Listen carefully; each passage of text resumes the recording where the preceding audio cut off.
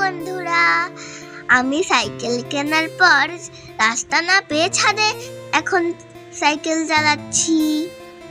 দেখতে থাকো।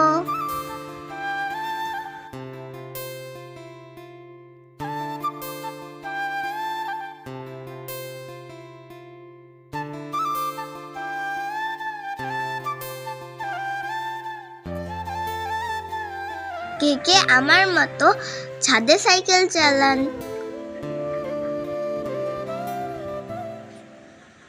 ভিডিওটি দেখতে থাকুন।